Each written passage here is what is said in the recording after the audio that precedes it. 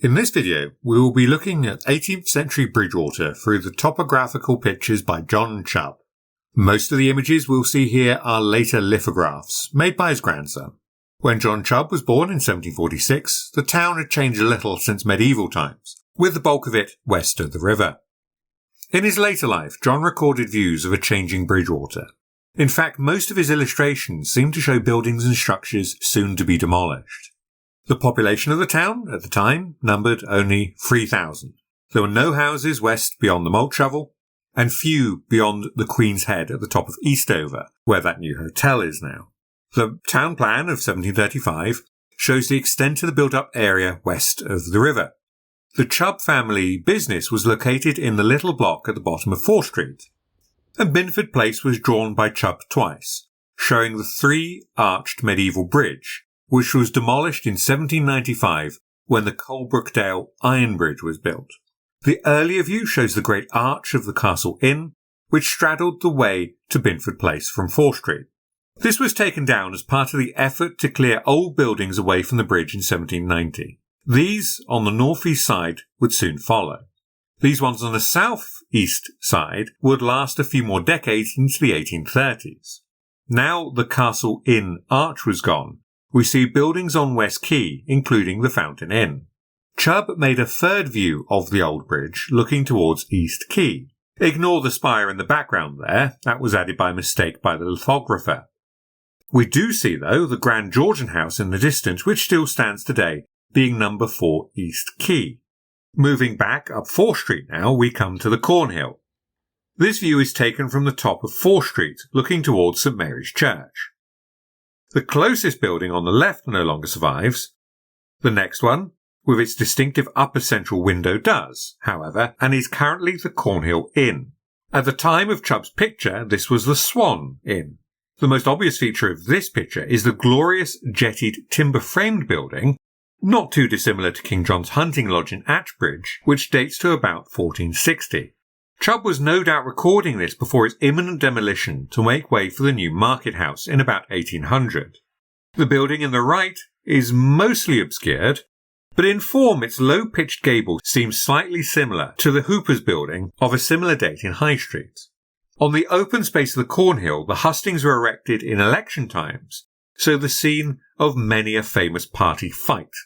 There was one church at this time, St Mary's, and just 4 nonconformist places of worship: Unitarian, Baptist, Methodist, and Quaker. To the right of that view of the Cornhill stood the medieval High Cross. The High Cross was located in front of what is now Lloyd's Bank, straddling the modern pavement and roadway.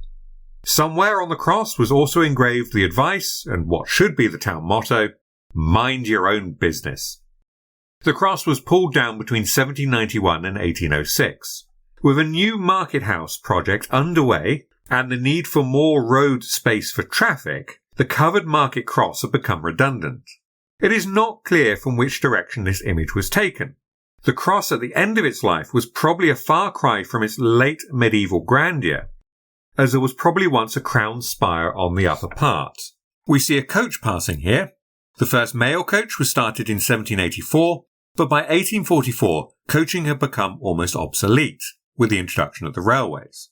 In the palmiest days, there were about 20 coaches passing through the town daily, most stopping at the most important inns: the George in George Street, the Swan on the Cornhill, and the Globe in Eastover, to name just 3. The old post office was situated in a general shop on the Cornhill. Letters and so forth came from London every evening between 5 and 6 o'clock, together with the only London paper that reached the town, and by that time a day out of date, the Courier. The few letters for the town were taken round by an old woman. A cistern at the High Cross was an important part of the town's water supply. Board elm tree trunks carried water from the town mill by what is now the Blake Museum. Townsfolk might collect water, or hawkers might carry it round the town in buckets carried on yokes over their shoulders.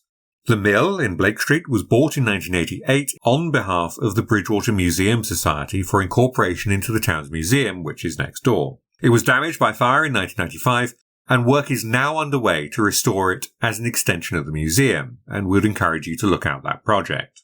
Walking only slightly further on now, we come to the High Street.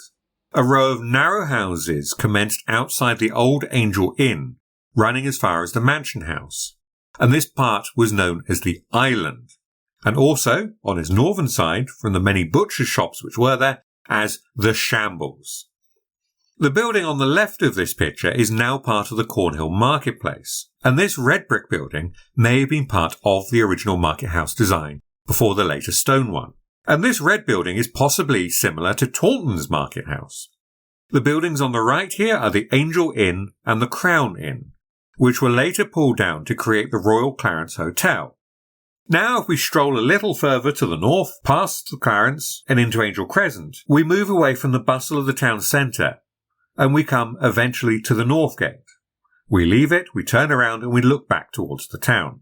The four gates of the old town stood in Chubb's time, but they were fast going to ruin and would soon be pulled down, especially in the cause of improving traffic congestion. Now, if we head back into town and up to York Buildings, we come to the waste ground that would become King's Square. In the background can be seen Castle Street, which was built leading up to this once grand building.